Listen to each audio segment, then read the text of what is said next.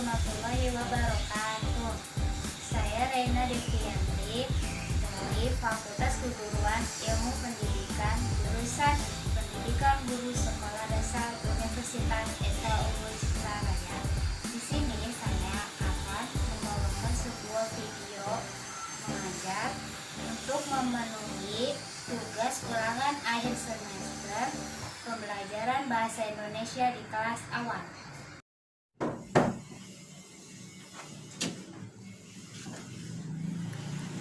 Assalamualaikum. Waalaikumsalam. Anak, perkenalkan, nama Ibu Reina Devianti. Sekarang sebelum kita belajar, kita berdoa menurut kepercayaan masing-masing dulu ya. Berdoa dimulai. Selesai. Oke anak-anak, apa kabar kalian hari ini? Alhamdulillah baik, Ibu. Sekarang Ibu absen dulu ya sebelum kita mulai belajar. Baik. Fadila Ramadhani, Ya, Indra Panji, hadir, Bu. dan Dita, Hadir. Nurul Widiati. Ya. Oke, sebelum kita masuk ke pembelajaran, sekarang Ibu mau ngasih contoh dulu nih. Kira-kira kalian bisa nebak nggak ya contoh yang Ibu kasih tahu ini? Nih, misalnya ada orang yang tampil di depan umum atau ya tampil di depan kelas. Terus dia bisa bawa teks, tapi ada juga yang nggak bawa teks. Terus dia bacanya itu penuh penghayatan, terus ada gerak-gerik tubuhnya, gerak-gerik tangannya. Kira-kira kalian tahu nggak itu dia lagi ngapain? Lagi Ayo, baca siapa puisi, yang Bu. tahu? Baca puisi itu namanya, Bu. Nah, ya betul, dia lagi baca puisi. Nah, berdasarkan contoh yang tadi udah Ibu berikan dan apa yang telah kalian tebak tadi, kita hari ini akan belajar tentang puisi. Tujuan pembelajaran kita hari ini adalah siswa paham akan puisi dan siswa bisa membuat puisi sederhana karya sendiri. Nah, sekarang Ibu mau ngasih tahu apa sih itu puisi.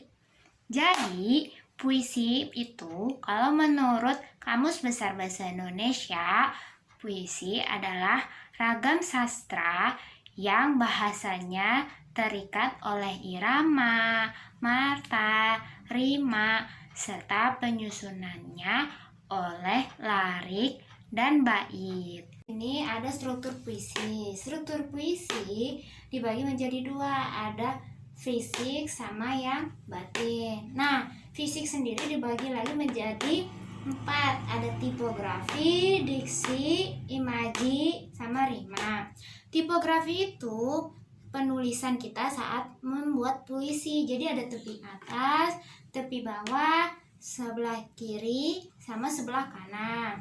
Terus diksi ini pemilihan kata saat kita mau buat puisi. Di situ ada imaji. Imaji itu penyampaian kita saat nanti kalau kita mau membaca puisi. Terus rima misalnya ada yang namanya tuh rima ABAB. Jadi nanti di puisi itu ada satu kalimat nih, belakangnya misalnya hurufnya A, terus kalimat kedua belakangnya hurufnya B, begitu sampai seterusnya. Terus kalau yang batin terdiri dari 4 juga, ada tema, amanat, nada, sama rasa. Temanya ini berarti, kita mau buat puisi, kira-kira temanya tema apa ya? Misalnya temanya keluargaku, berarti kita nanti buat puisinya tentang keluarga. Terus amanat, pesan kita yang akan disampaikan dalam puisi tersebut. Misalnya kalau tadi temanya tema keluarga, berarti amanatnya kita harus menyayangi keluarga kita. Terus nada itu apa?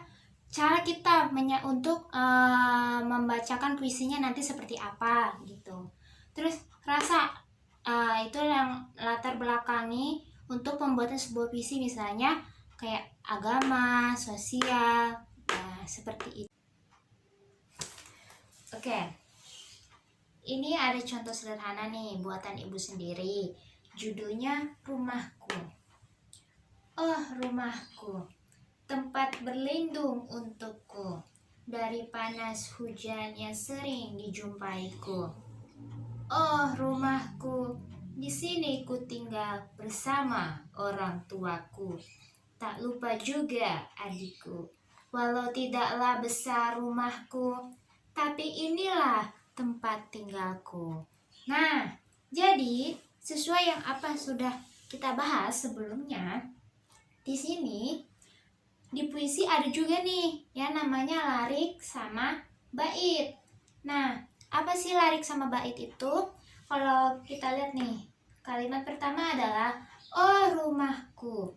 Nah, itu namanya larik.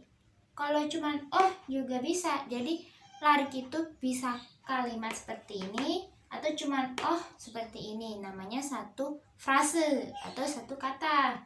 Terus di selanjutnya ada namanya bait. Ini bait kayak kita nulis paragraf nih, satu paragraf. Ya, hampir mirip sama paragraf. Nah, karena ini adalah satu bait nih. Ada 1, 2, 3, 4, 5, 6, 7, 8. Ada 8 baris. Ada 8 larik. Tuh, ada 8 kalimat. Berarti itu namanya bait, satu bait. Bait bisa lebih dari satu, bisa lebih juga dari 8 larik, ya.